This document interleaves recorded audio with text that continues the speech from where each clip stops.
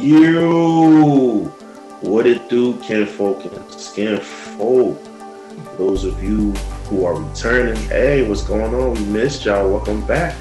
And for those who are here for the first time, what's up? Get comfortable, kick your feet off. We're gonna be here for about an hour.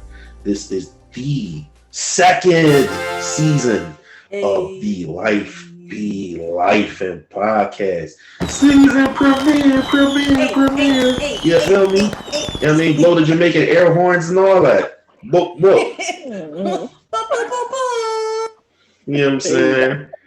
We here for the second season, the premiere of season 2 of Life Be Life. And folks, welcome back. Like I said, for those of you first time, welcome. All right. Let me start with my introductions as I'm known to do.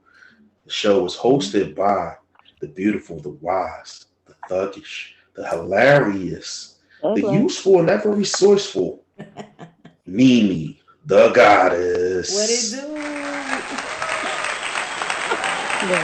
We're joined tonight. Gang.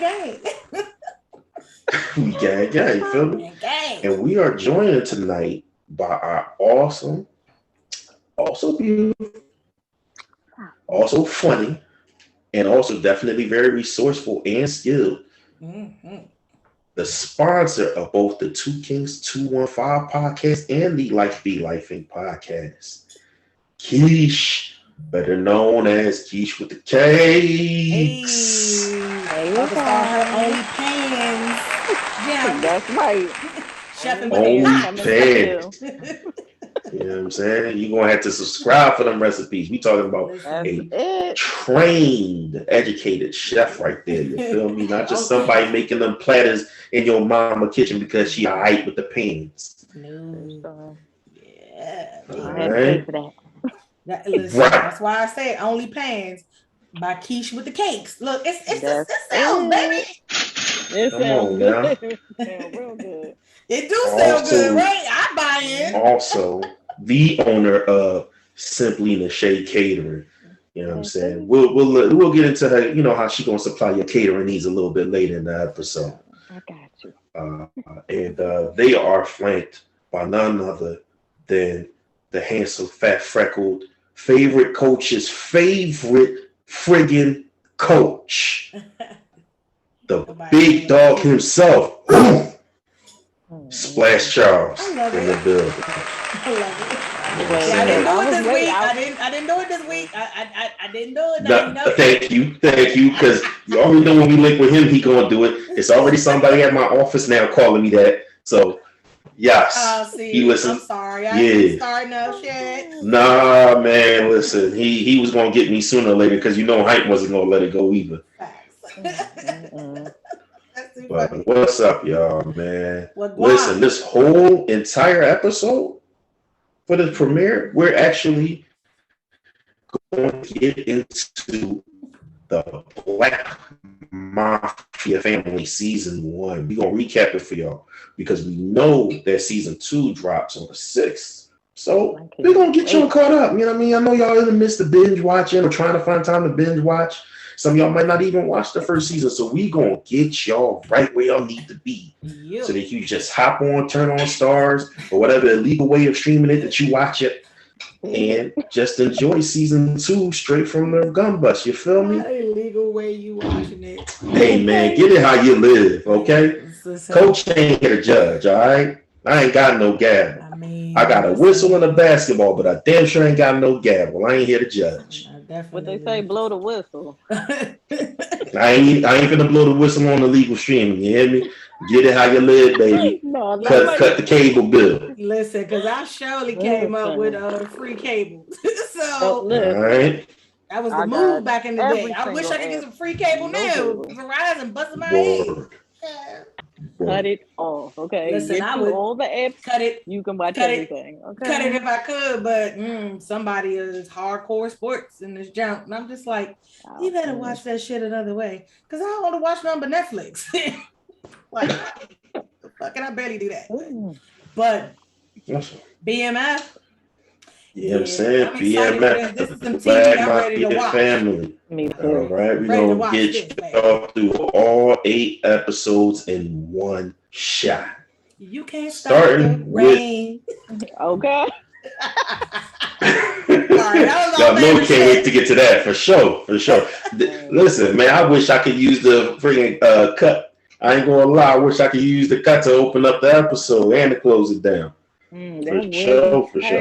Yes, You know what I'm saying? Y'all already know it's gonna be on the promo. No surprise, it's already gonna be on this promo because that's right. Got to be. But we're gonna start with episode 1 of season 1. You know what I'm saying? STO. See it, touch it, obtain it. Right? So that's their, you know what I mean, that's their creed, their motto that they came up with as, you know, young boys growing up in the hood. You know, for those of you who might have grew up in the hood life, you might have grew up with, you know, playing That's My Car. You know what I'm saying?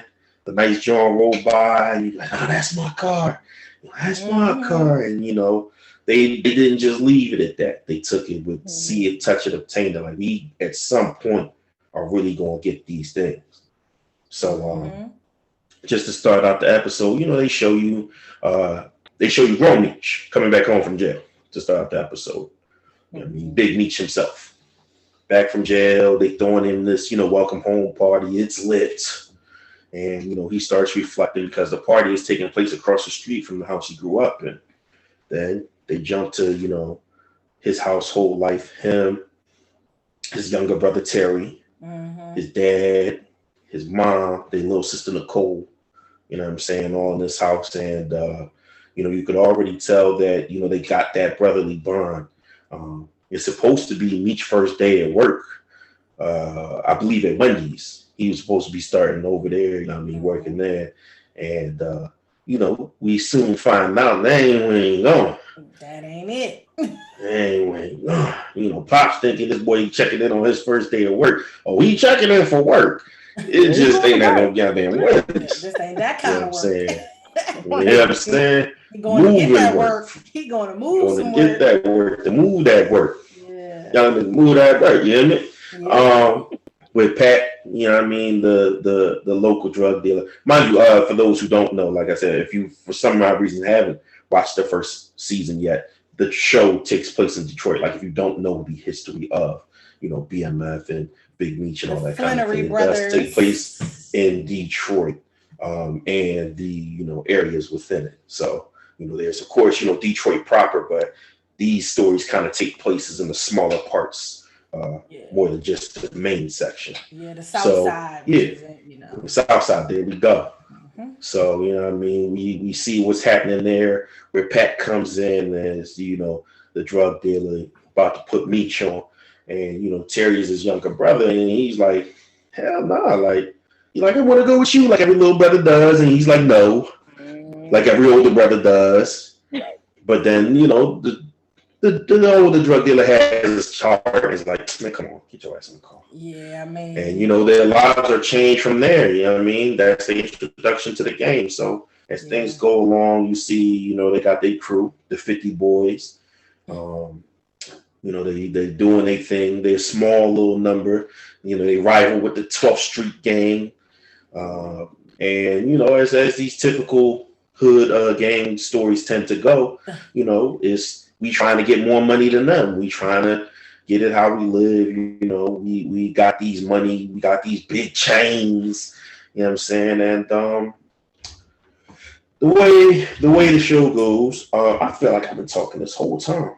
Well, I mean, first of all, you said the 50 boys, but let's not forget there is a girl that is a part of that gang, Kato. Absolutely, Kato is part of the gang, but she a 50 boy too. Yeah, she did most of the street work though. You know, and then let's see, what was some other pivotal things that happened in the show? This first episode. Mickey was also pivotal. Yeah, and then Terry is also a big name. So wait, I'm about to say before we get to that, so you start to see their little rivalries, like I guess trying to allude to. You start to see their little rivalries. You know, like I said, the overall gang rivalry, 50 boys versus 12th Street. Terry has a rival in class. You know what I'm saying? This local athlete. You know what I mean? The school athlete or school jock. He's taking shots at Terry because Terry's a teenage dad. They both dads. So actually, they both are, but Meech is a whole dropout, so ain't nobody finna tell him nothing. They also kind of kept that low key. That's another thing that didn't pop up until later on. It was like, my nigga. Right. Absolutely. So yeah, he running the streets. So it's kind of like, Terry is the only person actually out of this whole story that's really towing the line.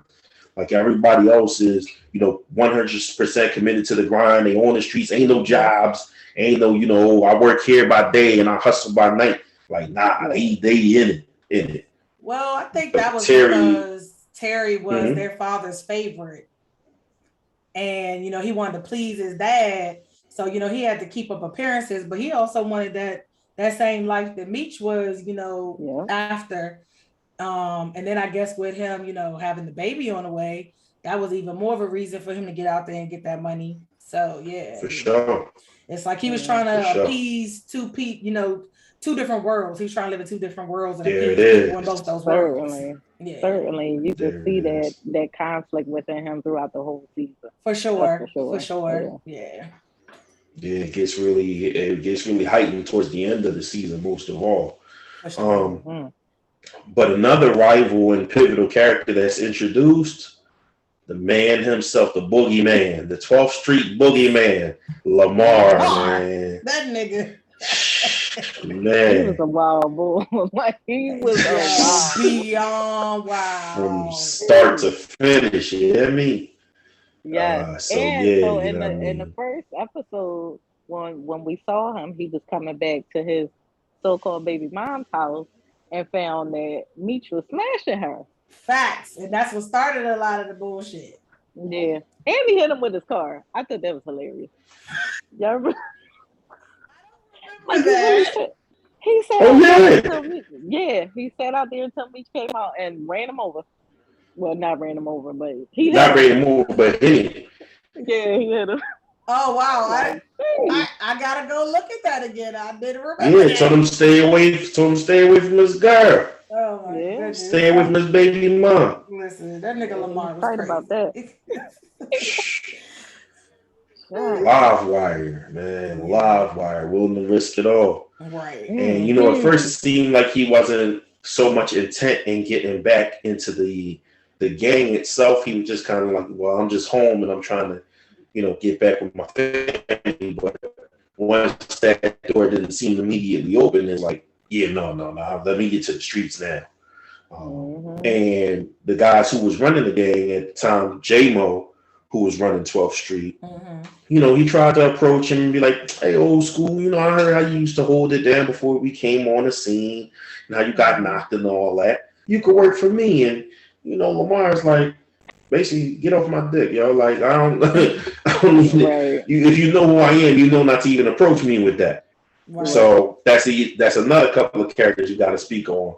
J-Mo and Famel, I want to say his name was Famel. Yeah, his lieutenant, his right hand. Yeah. And Famel is one of those ride or die things. Like if he's your lieutenant, he with you till the wheels fall off. J-Mo wasn't the smartest cat. So this is gonna end poorly at some point. Right. So as you mentioned with Lamar, he's bad news and he feeling the way towards Meech. So it's like, all right, well, you mess with my family, I'm gonna mess with yours. And that results in Terry and Pop. Yep. In the eye. Jeez. Dead in the face, like, man. The eye. Somebody so you have that like very visceral scene at the beginning of the episode too. Yep. Where you see the wound. Yeah. As it's going to the hospital. Yep. How did that? Somebody speak on how just that raw ass opening impacted y'all.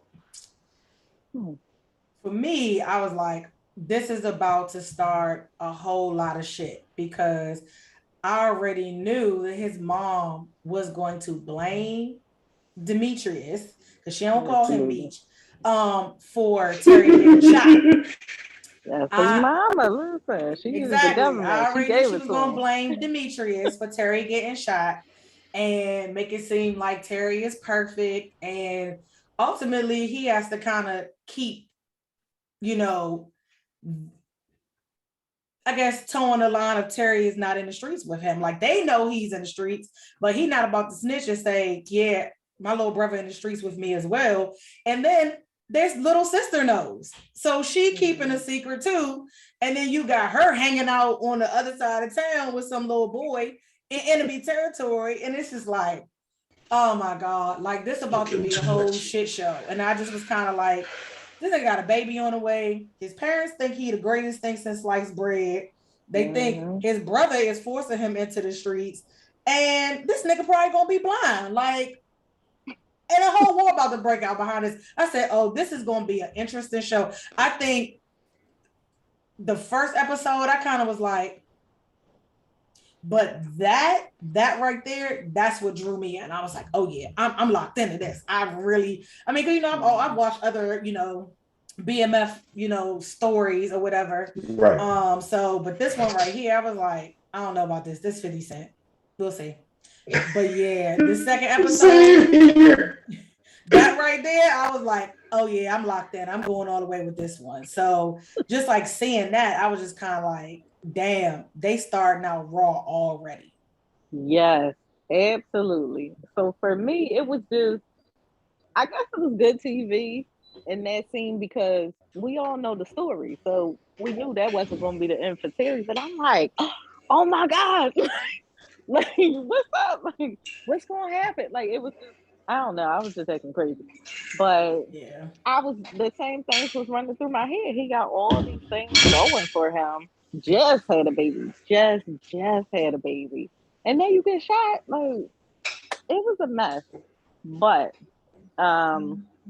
this is when we really start to see like how the mom and dad treat Terry versus Meech, and like you said. Terry is like the golden child. Meech is just like he the bad egg. He the throwaway. We messed up with that one, but Terry is going to redeem the family. Like, they don't even know. Yeah, he about this life. Like, he really, even in the hospital, he went from, no, I gotta get up. We gotta get this money. Because he tried to leave and passed out in the hallway, right? Okay. He went from that to in the same episode, like, man, I don't know. I got a son, this, and that. And it was all about who was talking to him at the time. He was really conflicted with these two guys. Ooh, I like that. He was conflicted. Really? I like that. But one thing I did notice, say it again.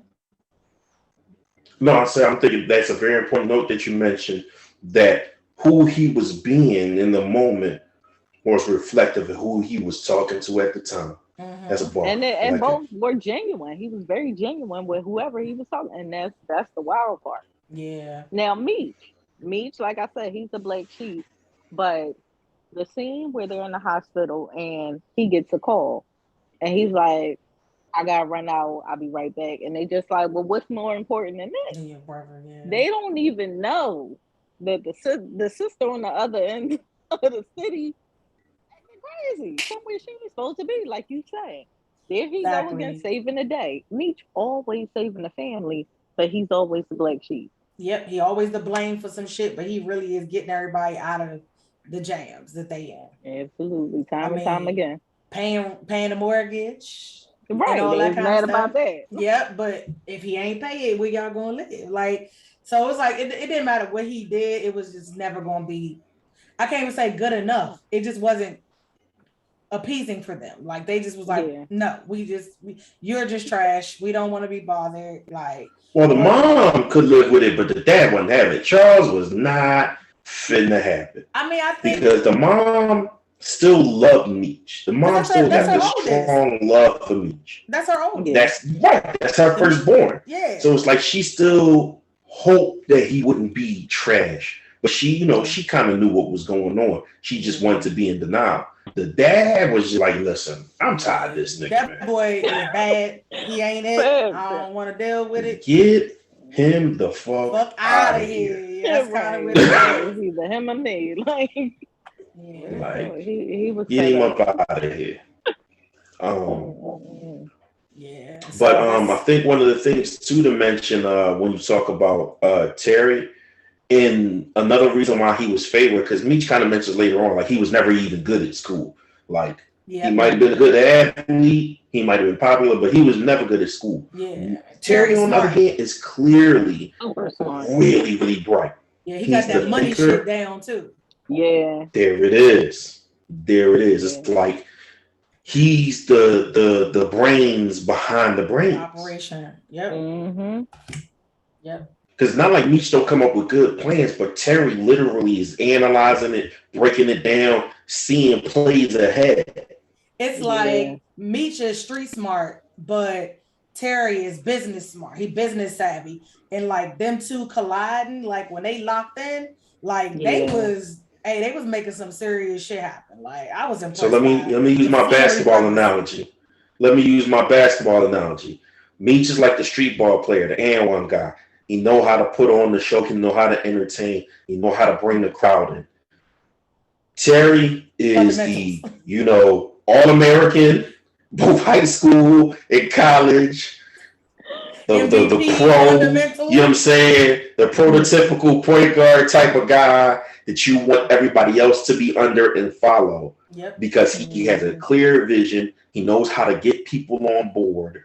And it's like you just genuinely trust his decision making. Yeah, it's like something the only person who didn't was Meech. Because Meech wanted to be in charge. Like, that's it. Like, all right, I hear what you're saying, but because that's my little brother. Right. Exactly. I'm big bro. I know what's up. Yep. I'm in these streets. You listen to me. You wouldn't even be where you are if not for me. Exactly. But like he said, it's the ego. He wanted to be in charge of everything. He wanted to call all the shots, no matter what. That's a fact. Which led to their stash house kind of getting hit. Conflict on top of conflict. Decisions on top of decisions. So let's go to episode 3, to where, you know, like you said, the stash house is hit. Now that you mentioned that, that's a good segue. Stash house hit, so you know they need paper. They need bread. Now what you gonna do? We gotta back up a sec. Okay. Something very important happened in episode 2. That's when Lamar and what's old boy's name? Slick. They start conspiring together and they start spreading that rumor. Yes, there we go. You're right. We skipped that. Thank you. Good call, Keish. Yeah. Because what happened when episode 2 opened, Meech, listen, he was on the warpath. That's true. Yeah, he done pistol with the wrong nigga and everything. My brother, he going through the streets like with a Uzi in his lap, ride crazy and reckless. Even though he was crazy and reckless, he was still strategic. Yeah. Because then he had B Mickey in his ear, like, oh, the street says such and such did it. Mm-hmm. Let's go get him. And he like, I need to know for sure. Yeah. I need to know for sure. Yeah. And then also that's when Lamar decided he was going to join that 12th Street crew, because he was now conspiring to kind of lock in with you later down the line with the events that happened with that. He kind of knew what he was doing to get in, you know, and kind of take over from the inside. And slide the 50 boys through this crew as if he was in the backseat. He played it real smart. Right. Mm-hmm. He started the rumor that, and this episode is actually called Rumor. He started the rumor that J-Mo, shot Terry. Yep. Yeah. And that ended up with him dying at the end of the episode. Yep. By B Mickey's hand. Mm-hmm. Yep. Mm-hmm. Not even, you know, by Meech. As mad as Meech was. And we gotta also mention, since we talk about pivotal characters, the detective who brought J-Mo to Meech. What was his name? That was also his former high school baseball coach. Yep. Yeah. Yep. Who was also in on a lot of that street shit they was doing was being dirty cop. Yeah. Legendarily dirty cop, okay? Yep. He Alonzo in this situation. Yep. Yep. And and so he was one of the detectives. So going to episode 3, some of the important things that happened in there, they questioned Terry. And he was one of the detectives that questioned him, right? If I'm not mistaken. And I think he did that like to try to throw a lot of that shit off because he already knew what they was involved in. Yeah. So I was like, But at this point, he don't know that J-Mo got knocked off. No, he doesn't. Don't know. He doesn't. But the partner was like, he not looking at it like, oh, this some random shooting. He like, so we saw the car you pulled up in. You in high school. How can you afford that? A car like that? Like he all up in his business. Yeah. When we mentioned that about Detective Lopez, I feel like this is where race comes into play. Because he's looking at this young black boy and like, yeah, you got too much money be riding in this. You a high school student riding a Benz. What are we doing here? You're not even worried about the fact that he's a victim. You're just like, he got shot in the face. You questioning him on crazy. Yeah. And not questioning him like he's afraid to tell you the truth because he's afraid of what might happen to his family. You're questioning him like, yo, you deserve to get shot because you're a gang member. Now tell us who shot you. Yeah, which is probably why his girl Wanda stepped in and was like, my uncle bought me that car. And she took that beef thinking that, oh, no one's going to question me. Because and nobody believed her. She said, my uncle is from out of town. So they like, you can't, she's pretty smart too. Like you got to give it to her. She is. Wanda is a smart cookie. She was job enterprising too. She knew what she was doing. Like, I dare I say she knew what she was doing by getting pregnant by Terry. But she knew what she was doing. Yeah, for sure. She came in, and the crazy thing is nobody believed her, but also nobody could call her on it. Like nobody could do anything about it. That's what I was saying. She knew nobody could question her beyond for real that because of how she spun the story. So, but the dad still tried to question her afterwards. Showing up did, didn't he? He did. Yeah, he did. He showing up did pull up on her later on, like, hey, that was love to me. Yeah, he just low key questioned her, so because he was becoming suspicious about Terry actually being involved in Beach's business. As they so said something about the car, soon as that came up, he was like, make point, like So and then so like what else in this episode? Pat won his money. And of course, that shit that got stolen. Pat on the top. Heavy. But yeah, he tooting that shit up. Powder. He not playing. At all. He not playing. Yeah. I mean, that's what happens when you owe a drug lord money, man. They gotta be on you. Mentor or not. Business is business. Business is business. So, but first when you gotta kill a nigga you love, but it's business. It's also because I feel like he knew that these boys was trying to climb the ranks. And in essence, the way he handled that situation, it was to keep them under his thumb. Because they could keep making money for him because we later learned how Pat was really running the gamut on them. Yep. So for sure. Like this shit crazy. So to kind of wrap up episode 3 now that we mentioned in this whole thing with Lopez, he kind of stumbles on to the J-Mo thing. Like, anybody heard from this kid in a minute? Somebody reported him missing and nobody heard from him in days. Yeah. So, you got, the detective, you know what I'm saying, who everybody hates from Diaries of a Mad Black Woman. Forever and ever. People are never going to forget that nigga. So. Okay. Like, I don't even need to use his name. It's funny because I remember him from a lawyer show from way before that, The Practice or something like that. Much, but it don't even matter.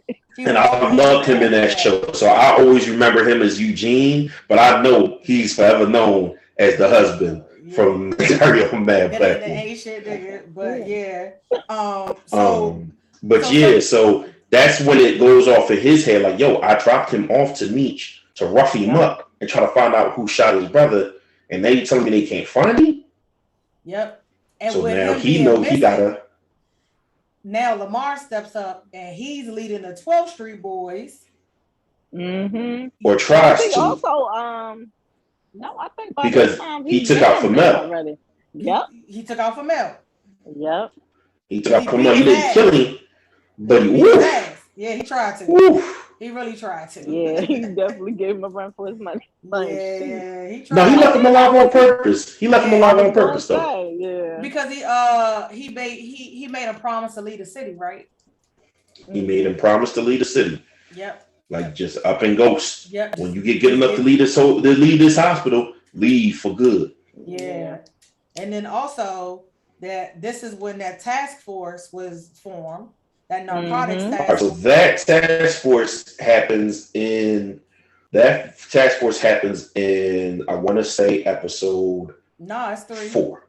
It started. Is it 3? But it got crazy. Okay, true, because the woman was introduced. The detective was introduced in 3. You're right. He finds out about it, and I think that's when he learned that J-Mo's mom filed that missing persons shit. Yes, so this you're is right. When he started to get worried because he's trying to keep his hands like as clean as possible for his dirty. Yeah, he trying to have that lead back to him. Yeah, but he's also still trying to protect Meech and Terry at the same time because he's on that payroll.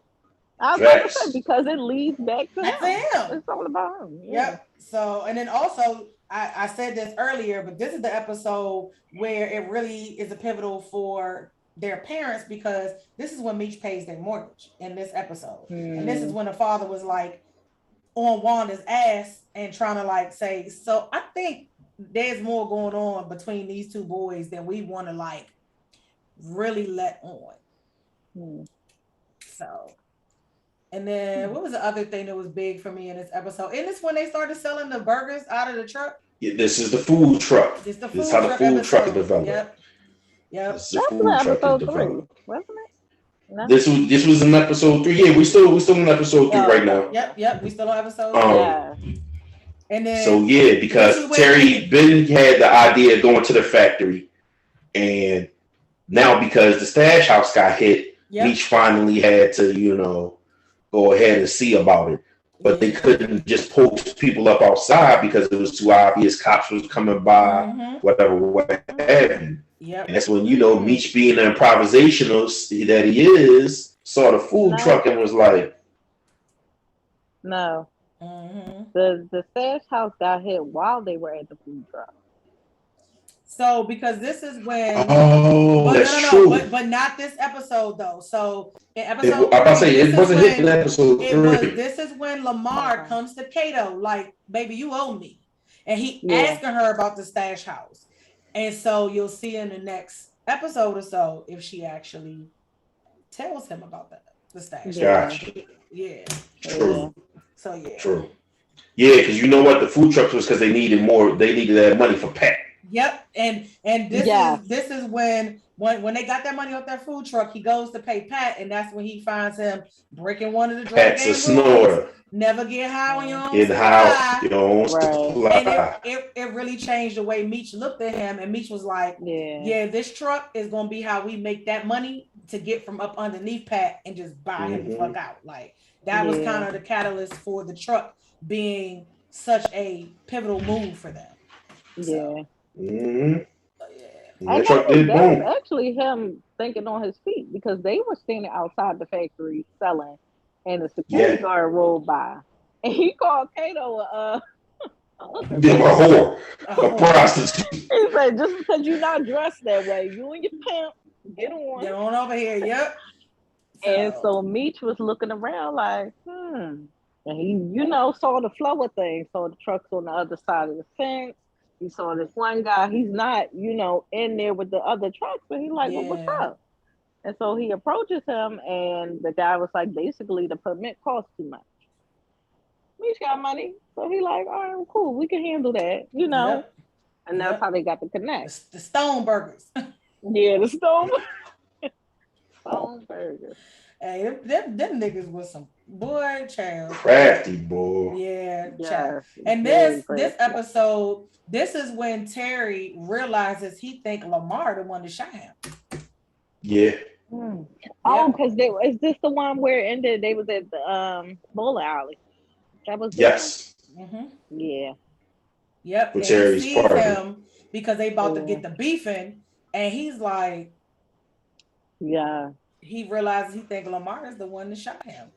And of course, did they ever really prove? They never actually said who shot him. They never. That's what I thought. It never came out who actually shot him. Yeah. Interesting. But we all know who it was. I mean, definitely. I feel like it definitely was him.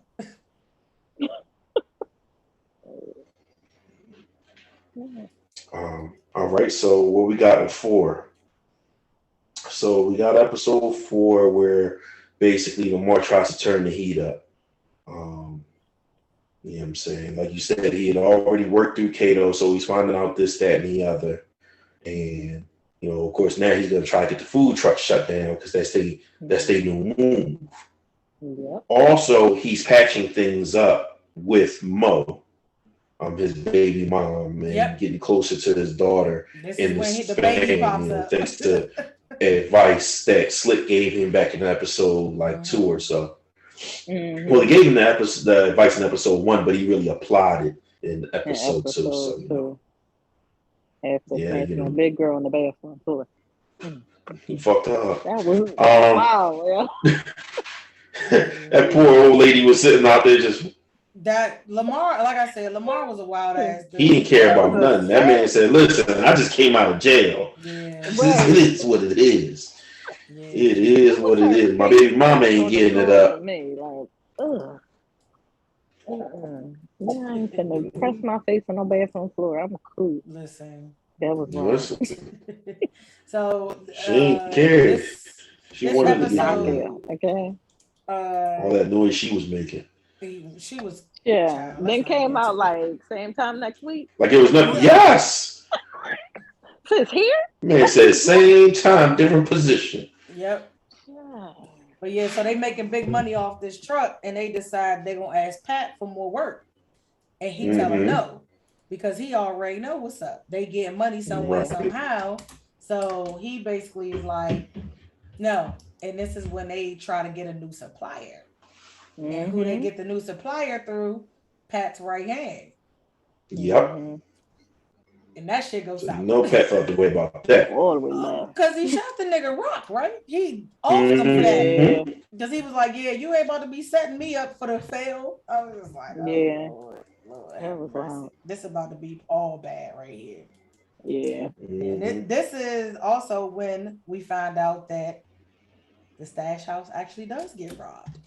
The new stash house. The new stash house, yeah. The new stash house. Yeah, the first stash house, a fiend got in there. Yep. Yeah. It messed up the work. That's why they ended up needing more money for Pat anyway. Yep. Because the fiend tackled the shit out of Kato and messed up the work. Yeah. So and the way the stash house got hit is because B. Mickey was supposed to be watching it, right? But his mom is sick, so he was going to the hospital on the low, and they didn't know that.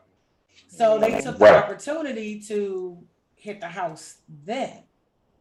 Yeah, because they did it at the same time that they went to the food truck and basically shut it down. Told everybody they got the stone burgers. You know, the lady in the front, well, she was like, I want one of those stone burgers. Yo, I lost it. She was dead serious about the stone burger. Being she sure enough was. She don't even know. And when they shut the grate down, she said, I was hungry. Yo, when I tell you that was hilarious to me, I was in here rolling. Yeah. But yeah, when they shut the truck down, they hit the stash house, and then like after a while, it clicked to them like, I wonder what's going on with the stash house. And then that's when they went, and they were leaving the stash house at the time, and Slick got shot. Yeah, that's what because Kato took a shot. Yeah. And they home Kato shot. Otherwise, Hoop will be dead. And so her doing that saves her later down the line, because remember they were trying to figure out if she was like in on that shit, because I can't remember why they was like looking at her funny for a minute. I don't remember what the reason was, but they were like, they always kind of side out of her because of where she came from, she lived. Yeah. And then not even knowing, she just always popped up at the most random times. Like, and that's what it is. It was like even every time he did say that. Every time something go wrong, your ass is around. That's exactly what they said. And then like, so B Mickey was like, ain't no way she would have took the shot and saved him if she was in on it. So it was a leg shot, let's be clear. Yeah, I mean, she shoots Lamar, but you know, she knew what she was doing because she couldn't kill a nigga. Although it might have been smart for her ass to kill him the way he had her over the barrel. No, she didn't shoot Lamar. She shot Slim. Lamar gets shot in the leg. She shoots Lamar. She shoots at him, right? Shot at him, but she shot Slip. Okay. That's why he be limping for the rest of the time. Okay. Right. Okay. Yeah. She shoots at Lamar. All right. Got it. Yeah, I was with you though. She should have just killed him. Right? Why not? Yeah, she should have killed him. So fair. And then this one they find J-Mo body. Yeah. And they say he was missing an earring. So now the detective are searching through the car, like, he did find the earring, and the partner popped up right behind him, like, what's up? What you looking for? He said, I was looking for my keys. Brian. Real talk. So, and then, did they have go ahead. No, I was gonna say, and then Terry, this is when he meets their new plug, the female, right? Yeah, what was her name? Big L. Well, they was called Big L. And she's like, she want to work with him, but she don't want to work with his brother, right? Yeah. Did y'all people? She was there at the bar when they were supposed to meet it. Initially, when he was sitting there betting and all that. She was scoping him out. She was like trying to see how they move, and that's what made her say she didn't want to work with anyone but Terry. She didn't want to work with. She wanted to work with Terry, not Meech, because she ain't like the way Meech act. Because I think that he was in there ordering like, what was he ordering? I can't remember the liquor he was ordering. I can't remember what he was ordering. But at the time, it was an expensive. It was flashy to her. And she doesn't do flashy. That's what she was telling Terry. For sure. Yeah, he was saying flashy. That's for sure. He definitely nothing else. Did they? I don't remember what episode it was that they got the baby christened. I think that was like episode 2 or 3. It was like right after Terry got out. I think that was later down the line, wasn't it? I want to say that was episode 5. Somewhere in between episode 5 and 6. I want to say that. Because we did meet Snoop in 3. Or from when. We did meet Pastor Snoop in episode. Pastor Swifty. Because he was coming to pray for Terry. Because he just got out the house. That's when we met him. Yeah. Because he also offered up his niece's services back in that episode too. And this is where episode 5 they do the deposition with the hospital, and basically letting them know that like, hey, y'all fucked up. Like, y'all might have to pay some money. So yeah. Also in this space of time, Meech soft kidnaps Zoe to put pressure on Lamar. Yep. Because they wanted to get their bread back from the stash house hit. Yeah. And he told them exactly how he really felt about that.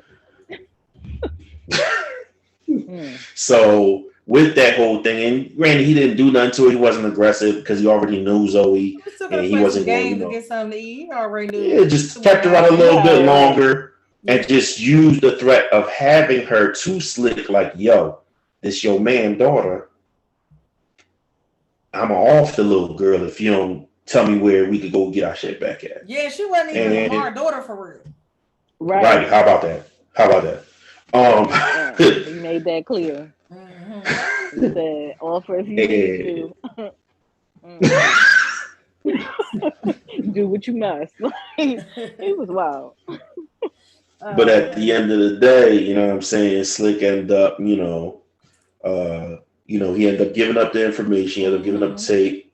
So, Lamar was not pleased once he found this out. Well, I mean, not at all pleased. He was going to spare her for sure. But me played that to his advantage because he had already had that talk. Absolutely. Yeah. And he's like, listen, what you think he want more? His daughter? Like, true story. I ain't care nothing about that poor little girl. Not at all. Not at all. Even though Meech was banging her mother, but whatever. Right. Well, he was back in by that time. He worked his way back in. Bought a little necklace and all that. He was daddy by that time, yeah. Absolutely. And then it all shifted because absolutely. Yep. Absolutely. Yeah. So, that sour things between him and Mo. I don't know who I was watching it with, but they was like, oh, I hate Meek's voice when he's sitting there talking to the girl because he switches it up. It's just he does. Hey Zoe. But it was weird. Like he sounds like a creep. Oh, yeah. Meech my nigga now. But yeah, so you had that whole plan go through. They killed their relationship with Pat. Killed their relationship with Pat. True. Was like, and he basically hit him with the whole line I said earlier about you breaking the lessons. You done taught me. You breaking the rules of the game. So we done. And that was kind of like. This about to be bad because Pat not gonna let that just go so easy. So Pat got too much of a name in the hood to just walk away from him and think that's gonna be the end of the story. Yep. And, that does come back to bite them. I feel like in the very next episode, because by this time, you got Meech kind of working his way around. Even kind of trying to figure out how to broker deals with 12th Street boys. You know what I'm saying? Because in a sense, they have a mutual enemy for real. Yeah. Meech was trying to get in where he fit in. Yeah, let me tell you. He was crafty. Meech ain't drawing no lines. Yeah. He had no picks. If it was going to help him get to where he needed to go, he was willing to do it. Yeah. And then Lamar ass almost caught Kato slipping because remember Meech brought the little girl to her house and was like just over here for a minute. Yeah. So and then Lamar ass pop up and he's searching the rooms and shit. And Kato crafty too because she was like, Meech don't trust me enough to let me in on anything they doing. She played that shit real well. I said, hey Kato slick as a motherfucker. She knew what time it was. So. And it's crazy because a lot of the things that she was using when she was trying to get out of this jam and that jam was true shit. Like when she used certain things against B Mick, it was true. Yep. Like you said, that whole thing. Yeah, Meech don't trust you, but he needed you at that point. You know what I mean? It wasn't about leaving her with you because he trusted you. Yep. He didn't have no other options. So what she said was true. That nigga don't trust her. But there's a whole other thing going on. And it was always like she tell the truth, but like that's just the way Kato operated, man, with everybody. She wasn't 100% with nobody. Yeah, she wasn't. Yeah. We later learned why she was like that. So factuals. Yeah. And what Pat come in and try to like strong arm Bryant, like telling him, I know, Meech, you being paid by Meech, and he offered him triple. And Bryant was like, nah. And I think this is when Pat was like, yeah, I gotta devise a plan against these motherfuckers. So, because he felt betrayed by Meech. So, he was hurt. He was really hurt by that. He was pissed off. But I mean, what they supposed to do? Stay going to a snorter? Come on, man. You falling off, OG? Come on, man. All right. You a snorter, dog? Come on now. Yeah. So. We had episode 6 coming up.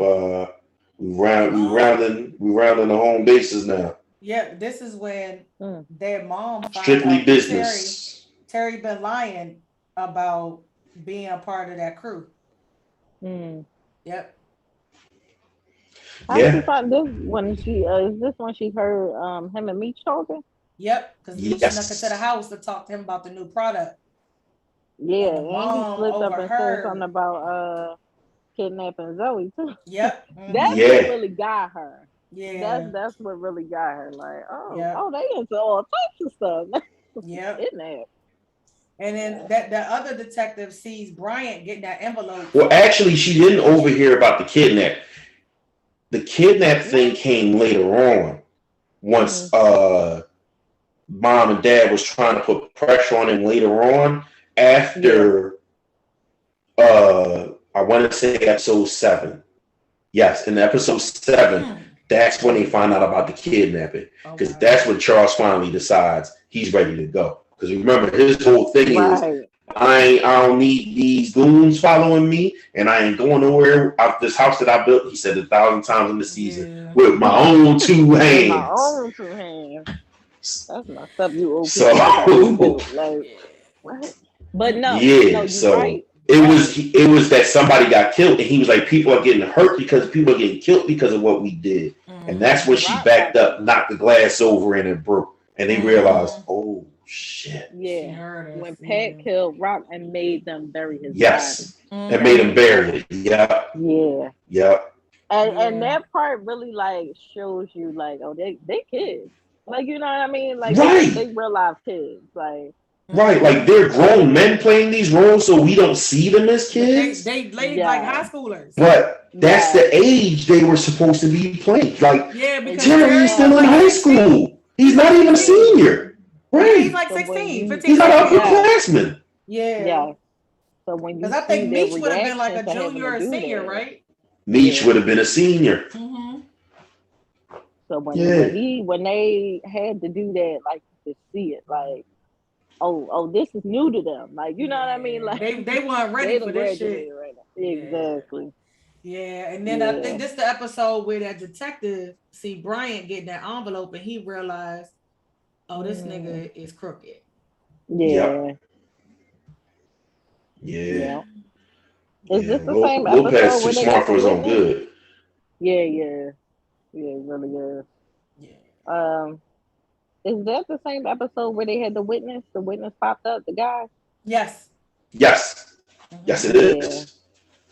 And he looked when he was walking out, he just looked at Brian like, like something familiar. Like I know him from Yep. He was a little shook by that, so he definitely had to take care of that.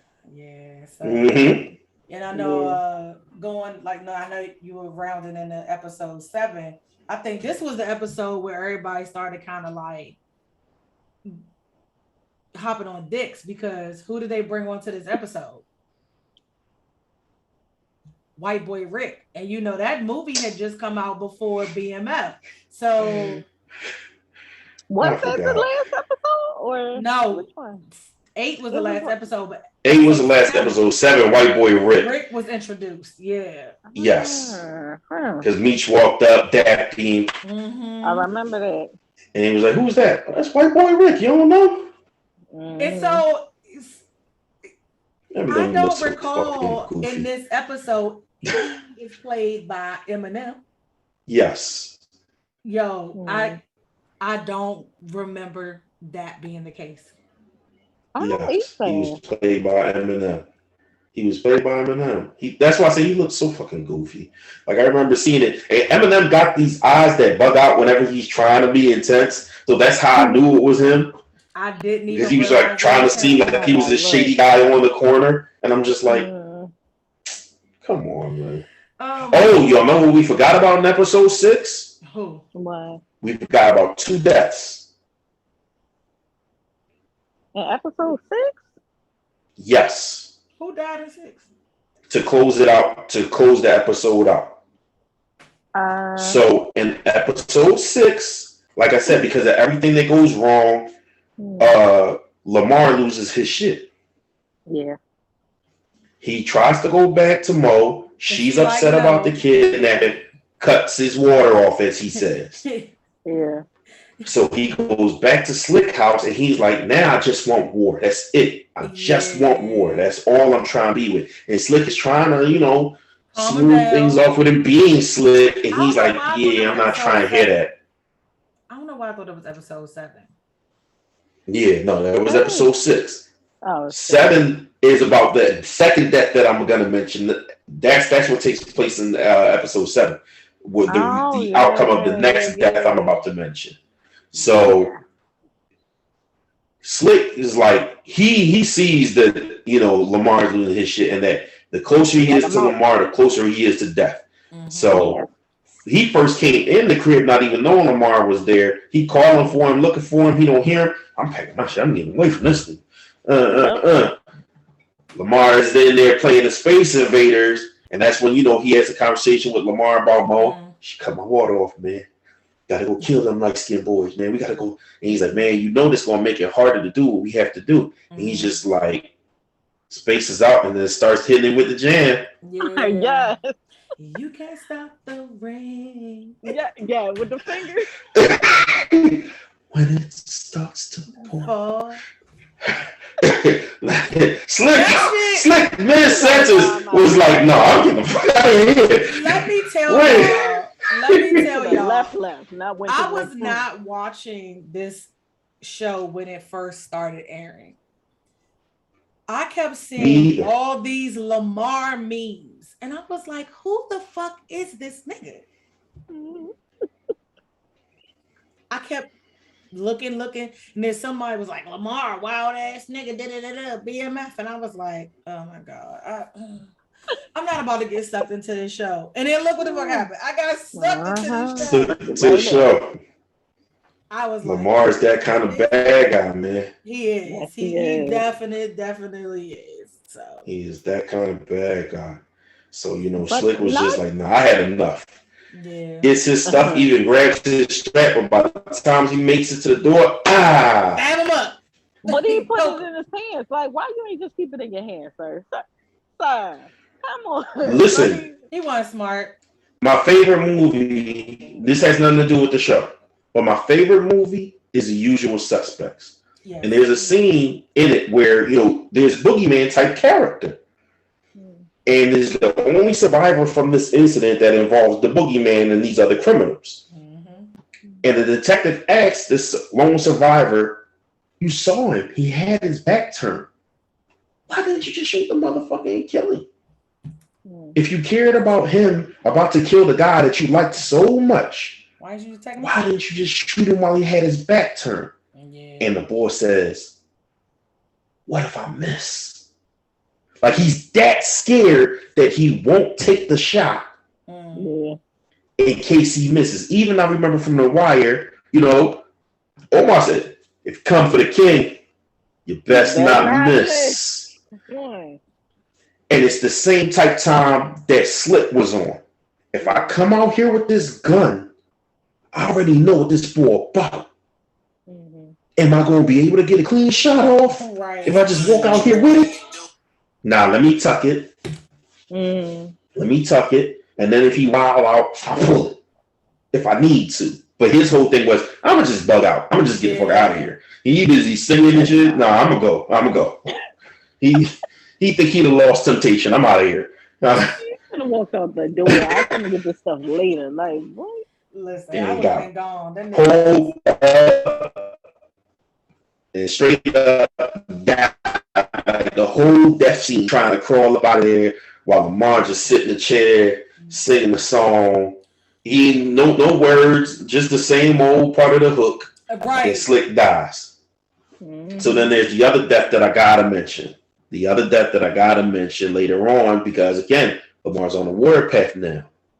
So since he can't get Meech, he can't get Terry, he finds out, like y'all mentioned earlier, Nicole keep traipsing her ass where she don't belong. Mm-hmm. So you got the bodyguards watching Nicole trying to get all kissy face with this boyfriend Darius. Uh-huh. Mm-hmm. So she's like, I'm tired of I'm trying to get this kiss on, and this bodyguard keep watching. We're gonna lose him over at the arcade. The same arcade she ain't got no business being at. Yeah. Yep. Runs over there. Lamar intercepts. He's like, hey, something happened to your brothers. He told you come with me. She like, no, I remember you. You the spooky man. You the boogeyman. All right. You the spooky man. I ain't going nowhere with you. And he just tries to snatch her up. And Darius, being, the boyfriend that he was for his short time, was like, nah, like, you ain't going nowhere. He gets it too. Yeah. So he about to chase Nicole and she runs off. And Darius, with his like, this boy valiant as hell. Yeah, me. I don't know no middle school girlfriend I'd have got stabbed for, y'all. I ain't gonna hold you. I had this big crush on this girl named Delilah Baines. Shout out to you wherever you are. But I was not getting stabbed for her. Yeah, me. Not him shouting out his junior high school. Okay. Get out of here. Okay. Not you, not Rashida, not the other girl, not thick ass Courtney. I wouldn't have got stabbed for none of y'all. Not a one. If the boogeyman came to catch y'all, I'd have been, help. Somebody took him. The license plate was, I'm not, what? Darius, man. Yeah, shout out to Darius. Shout out to you, boy. You deserve a Purple Heart. Because even after he got stabbed, he grabbed Lamar's leg so Lamar couldn't chase her. And he's like, sorry, little man, I got to stab you again. Yeah. And that was it. Lamar was good for poker. And then that's when people came out. So he was like, all right, I got to get them out of here. Yeah. But by that time, Darius is already down on this dirt, bleeding out. Yeah. Nicole runs back to see what happened to Darius, and he already down there. So she had to literally see her first little boyfriend, pass away in her arms, unfortunately. And that closes out episode 6, which brings us into episode 7, where it starts off in the hospital, and all they know is that Nicole is in the hospital. That's all Meech and Terry know. Is that somebody got hurt and Nicole is in the hospital. Yeah. So they running around, Nicole, looking wherever. They find her in the room. She tells them what happened, and she is pissed at them. Yeah, because once again, their life affected the family. Yeah. And like Meech said, she's keeping their secret. She's been keeping their secret this whole time. Yeah. And now it cost her more than she was willing to pay. But guess what, y'all? She got a lot some more. Yeah. They go to cops again. Hold on their top. Because here go the cops again. Here go the cops again. Her bad too. Like she went. And this time Brian couldn't help because she sure enough shut him out. Besides you on. She said, "No, let me take the good cop Lopez in here, and we gonna do this interrogation." And this the reason why this is the episode where Brian is like done with them because Kato killed Lopez, right? No, his partner. Later on in the episode. Yeah. Later on in the episode, towards the end of the episode. Yeah. But at this time, he just trying to keep his distance. Yeah. He literally cut at this point, like you say, he's trying to keep his distance from Meech or whatever. Meech and by this time they've already changed the way they operate. They're going through the phase of dropping the 50 boys because they know the heat is on them. So now they become the family. You know what I'm saying? Yeah. The Black Mafia family. They restructured how they do drugs or sell them rather, to where each person is their own earner now. You know what I'm saying? Everybody gets their weight and they go do their thing. You just have to come back with the right overall numbers. So, that because that happened back in episode 5. I forgot to mention that, where they decided that whole divvy plan or whatever. Yeah, because that's when they got in with Big L, right? Yeah. And then on top of it, the reason why I should have mentioned that because it's pivotal about what happens with B Mickey, because Meech wanted to, kind of uplift B Mickey because he's like, he's been here from day one. He's not us, but he's been here from day one. So he should be our lieutenant. He was supposed you know what I'm saying? Brick, right? So go give him this brick so he could go make the money off it and start making his own moves. But Terry was never with the idea, so he sold him the brick. Yeah. You know what I'm saying? So that kind of further distances B. Mickey from Meech and Terry. He already had an issue because of the falling out from over killing J-Mo when Meech didn't want him to. Yeah. Then the whole thing with the stash house getting hit. Yeah. And then because he was checking on his mom in the meantime. Yep. Yeah. So it's like now loyalty being questioned. You sold me a brick? Like what kind of whole ass nigga you think I am? Yeah. But with that being said, we gotta rewind a little bit too, because by this time him and Kato had already been smashing. This is episode 7 is when they good and well. No, they love each other now. Because they were smashing before episode 7. The brick when he got sold the brick, when they left, they was in the car together, and he was just like, because he was already hitting before then. Yeah, he was already hitting before he got sold the brick. Okay. Because that's when Terry came in and he saw Kato's jacket on the way out. Oh yeah, you're right. Because remember when he came in, the nigga just finished fucking, so he's sitting there in boxes and no shirt, and Terry's like, put a shirt on. Yeah. Right. Yeah. And Kato in the back hiding and all that. Okay. So this is the episode when they decide they're gonna be in a relationship and they end up fucking. No, they was when they decide. That's where they decide they actually official is around 7. That's where they decide they official because by then Meech found out. Meech approached B. Mickey to patch things up, but also told him, "Listen, if we gonna be what we supposed to be, you got dead that shit with Kato. Terry already knows. He told me, and I'm telling you, rules is rules. If we gonna have a girl in the crew, you know what I'm saying. Basically, that's the rule. If we gonna have a girl in the crew, she can't be fucking us. Like, yeah. So, and this is when she accidentally kills that detective, though, right? And then she comes in episode 7, the 50 boys not even doing that. They just walking around. Bryant and Lopez is in the car together, and he sees them. And he's like, man, these 50 boys. And he's like, yo, chill. We already done busted them a few times. We made sure they can't get no paper. And Lopez like, and you know what I mean, hawks him down in the rain or whatever. And he catches Meech. And I don't think he was expecting it because, he thought it was one of the runners. But remember, by now, Terry and Meech had decided that the only way to keep them together in terms of making their money is that one of them got to be out there with them. Like, that's the only way to keep morale up. Otherwise, they're going to feel like you sending them out there to be sitting ducks. Yeah. So, Meech would have the first shift, and Terry would take the night shift. Mm-hmm. But, like I said, Lopez starts out after him, and he catches Meech. And he even, looks shocked when he pulls the hood and he sees his Meech. And he's like, this is jackpot. Yeah. I've been on your ass from jump. Yeah, and that's when Kato. Now I finally got you in my hands. Yeah. And he's shaking me like a rag doll at this point. Like, he really could have just picked him up, handcuffed him once he caught him or whatever. He's just like he frustrated. Like, nigga, I'm gonna try to catch you this whole time. You dodging me, motherfucker. And then that time when he's sitting there doing that with Meech, that's when Kato comes with the metal joint. Yeah. Louisville slugs him in the back of the head. You know what I mean? Splits his shit. Major injury. He ends up not being able to pull out of surgery. Kato freaking out because she knew when she hit him. She knew when she hit him that she killed him. Yeah. So, she's relying on B. Mickey at this point. Like, nigga, I love you. I need you.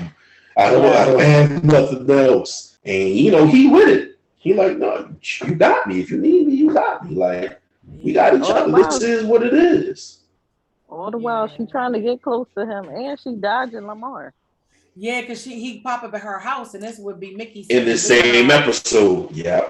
In the same episode, Lamar decides to pay them a visit, but, B. Mickey is out on this run getting Kato, whatever it is she asked for. So that's when he's like, listen, I'm coming to collect. Like, I've been letting you do this whole spy mission. You taking too fucking long. I got to kill these boys. So, you gonna kill Meech. That's how this is gonna go. Yep. And that's when we find out why she's been doing this for him the whole time. Yeah. Because she confessed. You know what I'm saying? Him and her dad used to run together, and then she got involved in the street life. Shit got sticky. She caught a body, and he took the charge, which is why he went away to jail to begin with. Yeah. So she owed him, hence her playing her whole spiral. And we find this out because after Lamar leaves, B. Mickey pulls up, and he's like, "Oh no, this nigga not." Yep. And his same trusty piece was inside, so we couldn't even smoke him. Yeah. So he had to sit there and lay low, like, all right, I ain't gonna get no work with this nigga with no piece. But then when he goes inside, that same trusty piece he pulls on Kato like, this whole bitch, I just been telling you got me and I love you. Right. And you fucking with the VI? Yo, talk to me before I blow your head off. And even with that, even like he had feelings for even giving her a chance to explain. He wasn't trying to hear nothing from J-Mo. Nothing. That man was trying to explain, trying to save his own. Nah, it ain't me. He wasn't trying to hear that. Yeah, none of that. So I ain't gonna lie, I love my baby, but if a nigga who kidnapped my sister, shot my brother in the face, and has hit me with his car, and has been trying to kill me and everybody I love, just walk out my woman's house. Yeah. We ain't got nothing to talk about, baby. But it wasn't her house. This the breakup right here. This is a breakup right here. The only thing I want to hear from you is where I can find you. Right. Yeah. And after you tell me that, I'm peeling your cat. It's just that simple. It's just that simple. We done. That is the breakup right there. But like you said, the feelings was so strong that she didn't even she was able to really reach out and take the gun down. Yeah. Like I said, couldn't have tried that at me. I shot you in the hand. Right. I don't trust you. Then you got a hole in your head and your hand. All for nothing. But yeah, even with that, because she could tell the feelings that he had was serious. And to be fair to her, she did truly have feelings for him. It's just that she was in this tangled web. And she didn't know how to get out. Like I said, she wasn't being real with anybody. Yeah. She was playing everyone. Yeah, she couldn't afford to, for real. So she was playing everyone because that's how she was going to survive. That's how so she's like, listen, don't tell Meech. Let's just pop the nigga. Me and you. You don't want to really rock with Meech and Terry no more anyway. She had a good execution plan for that. Lord, she laid that. So let's me and you go ahead and off the nigga. And then here we are at the last episode. Yep. The season finale. I feel like so much happened still. I know. It was we didn't get into the particulars of Darius's funeral, but we can because that kind of pulls on Terry a little bit more about thinking about getting out the game.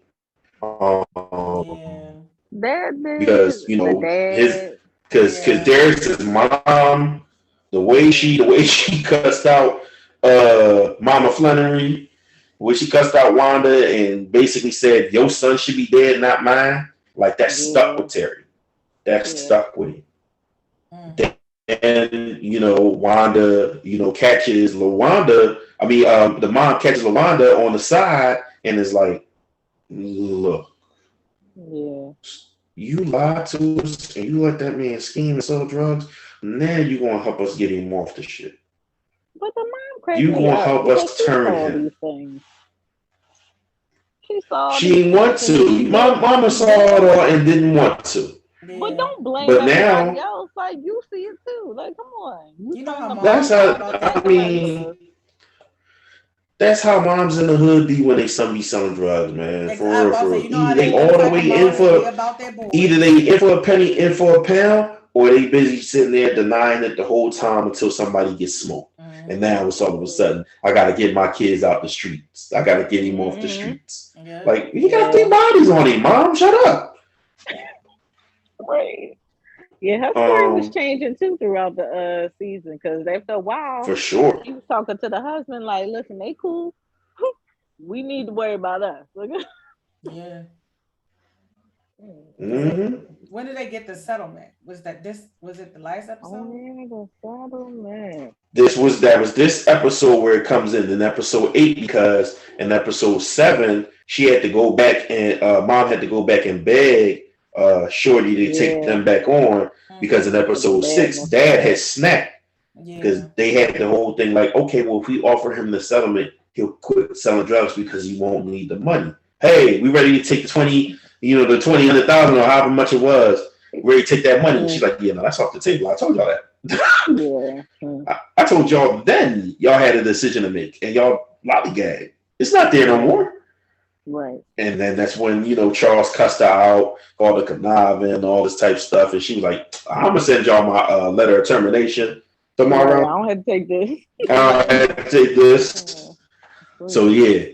Episode 7, she had to go back and beg her to take back on the case. And she was like, well, there was a nurse there, but she quit.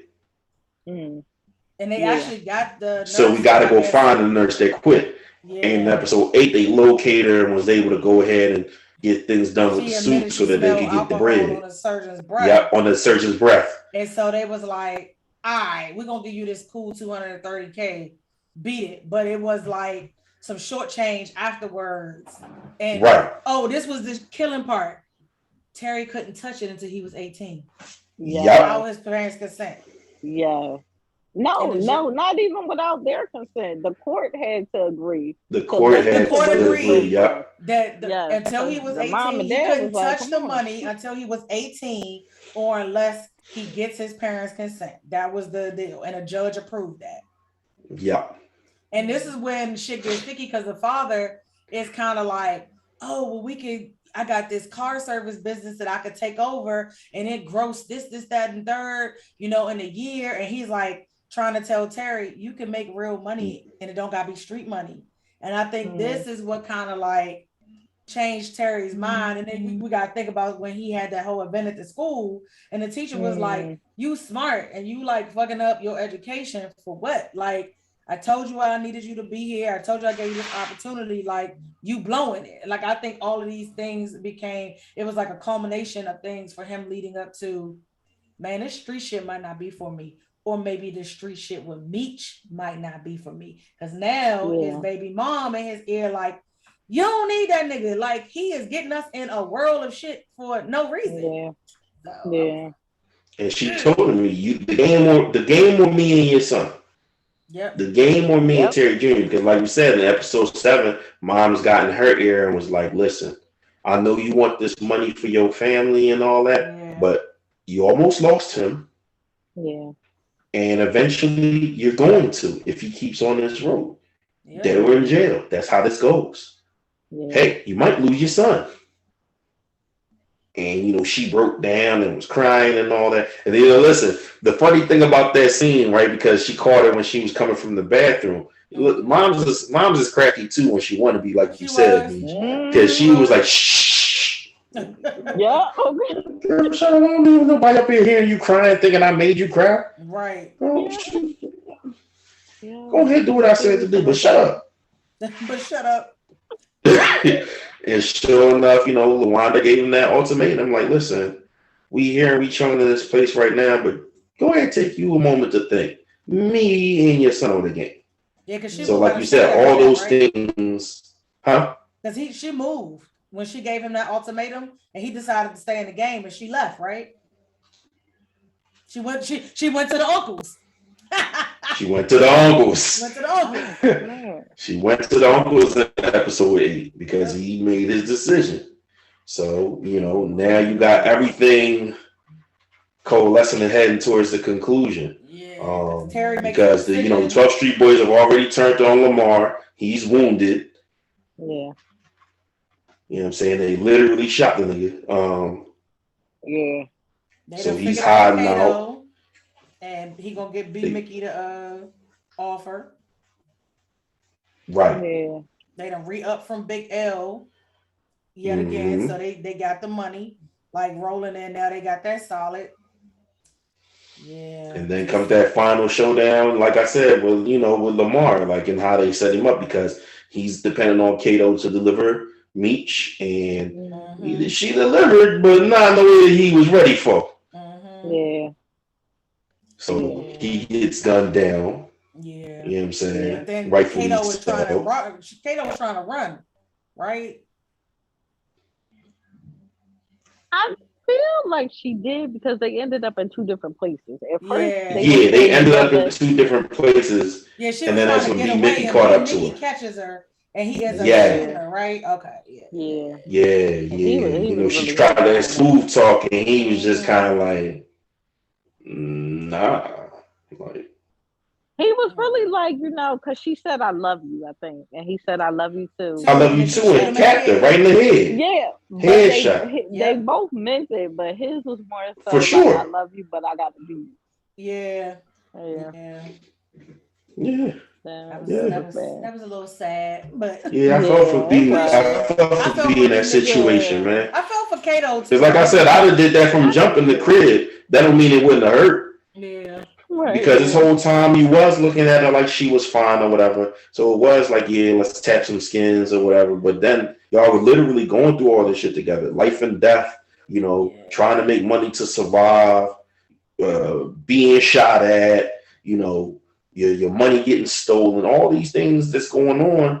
And then you find out that she's behind these things, but she's still, trying to be there for you. So you got all this conflict and like, damn, it don't matter if she's not who she says she is. I still love her. Yeah. She's kind of a down ass chick, So, but then don't be Mickey. This when then Brian pulls B Mickey over and he tried to get him to pin the bodies on Meech, right? Yeah.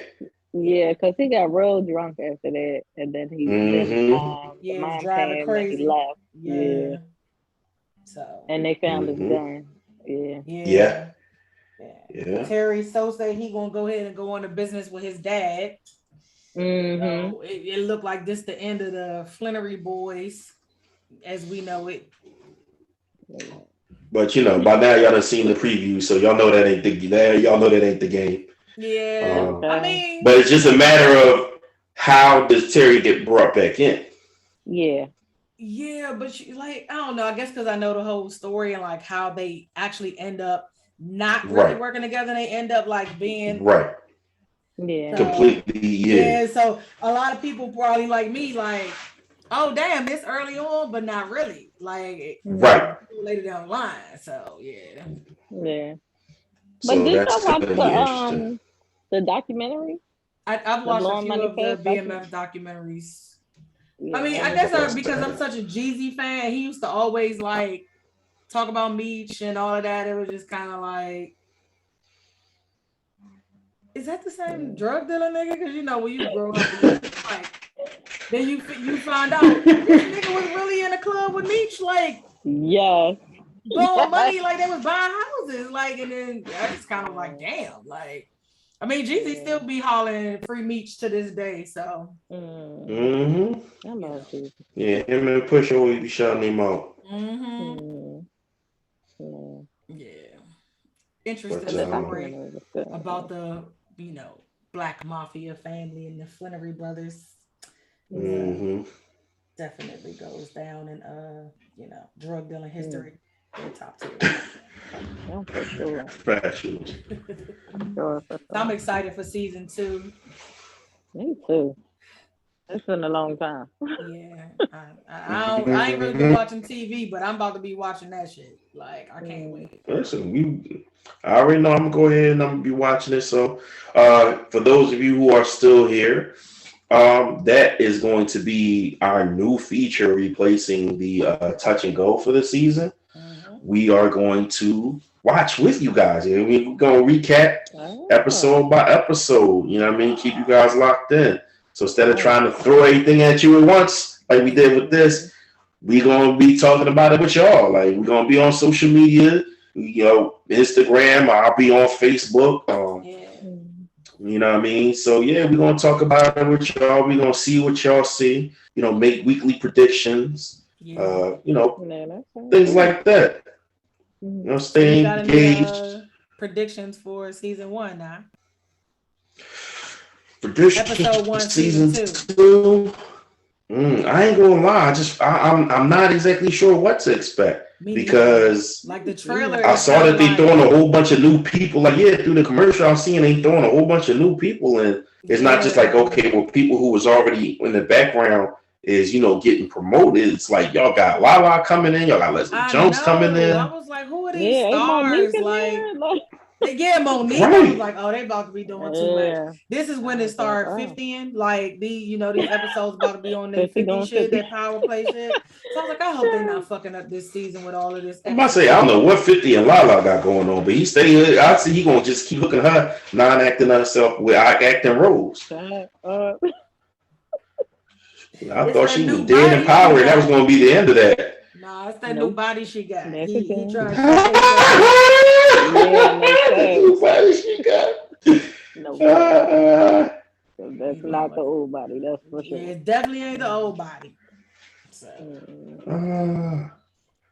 Because she was a peripheral character. She was somebody's wife in season 1.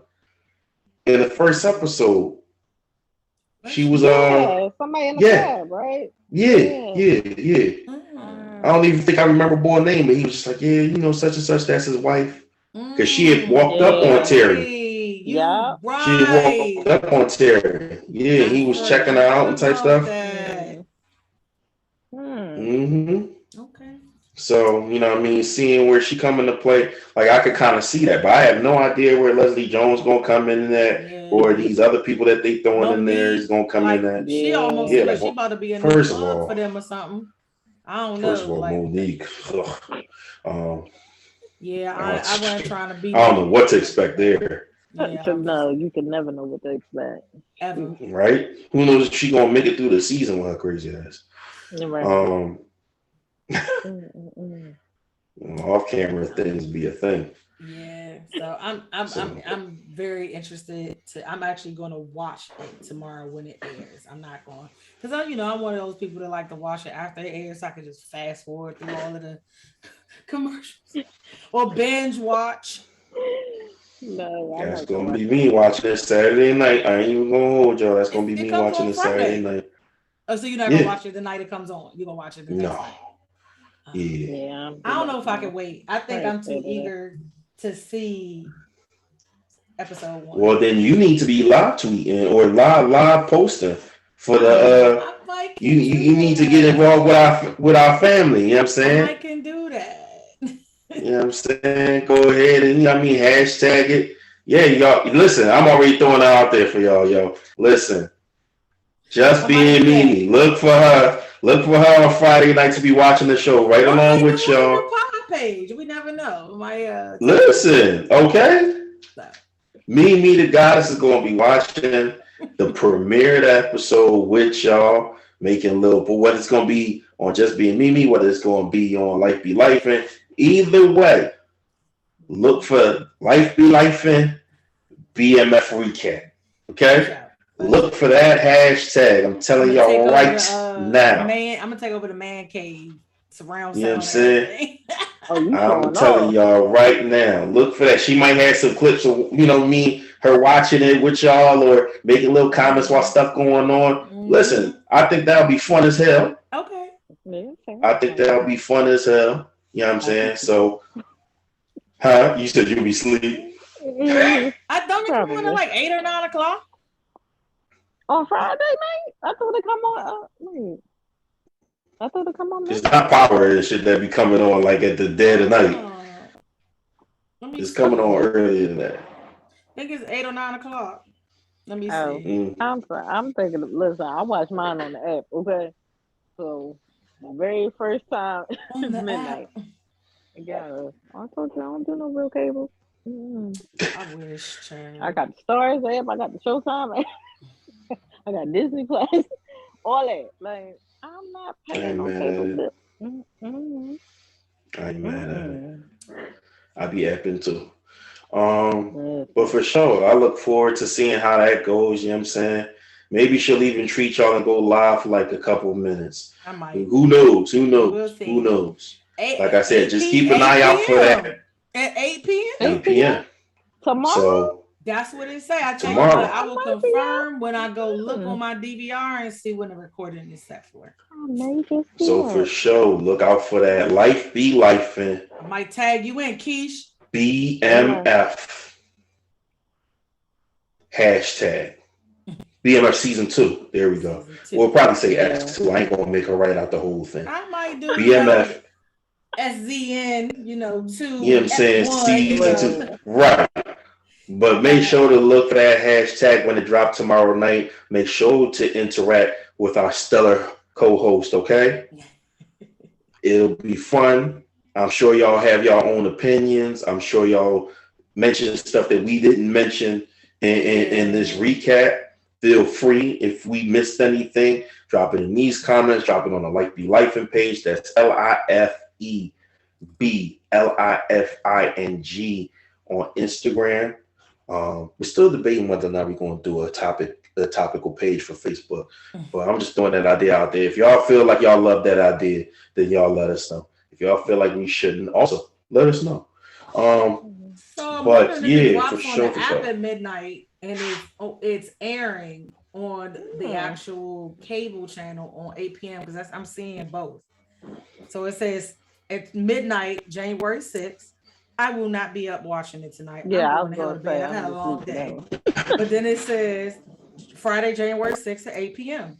So yeah, if I live tweet, people don't get on here talking no shit because I talk shit back. Don't be smart mouthing me. Yeah, we don't do the disrespect thing. We friends and family here, man. Keep it on that same type time. Keep it on the same type time. Yeah, if there's any disrespect for the characters, that's fine. I ain't gotta like the characters or anything like that, but definitely keep it in bounds of how we keeping it, man. That don't be ridiculous, right? We can agree to disagree, y'all. Don't be acting for sure. For sure, but definitely, chat her up. You know what I'm saying? Throw some ideas or whatever. We're pretty receptive around here. So let's close this out. Like I said, our sponsor, Quiche with the Cakes, only paying, is the owner of Simply Nashay.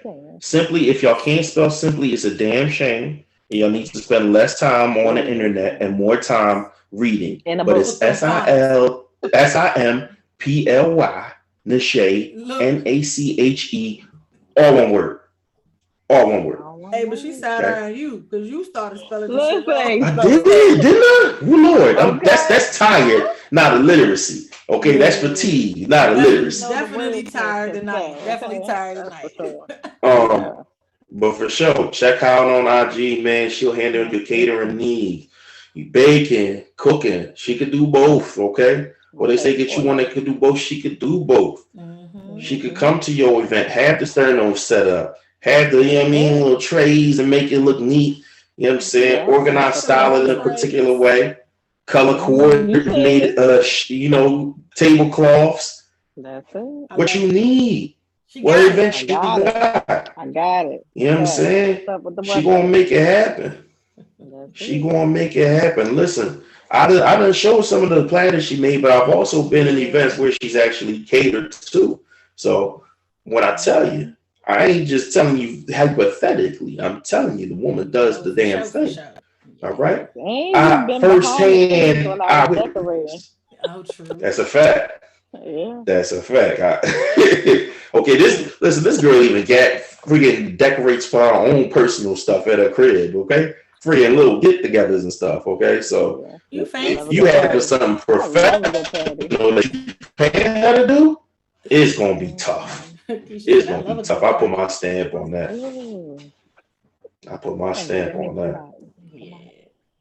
So once again, we thank you for joining us for this BMF Season 1 recap. On behalf of Quiche with the Cakes, our marvelous sponsor. On behalf of AIC.E and my brother in absentia, that's who he always be. On behalf of y'all stellar co-host, Mimi the Goddess, and of course, myself, your favorite coach's favorite coach. Man, be smart, be respectful, be kind, be patient, Be all these things to yourself. Be as good as you possibly can to the next person, whoever they are, whenever possible. But most of all, be good to yourself. All right? Y'all stay safe. We can't wait to get up with y'all after season 1 airs. We'll be back next week with the recap, man. Love y'all. Peace.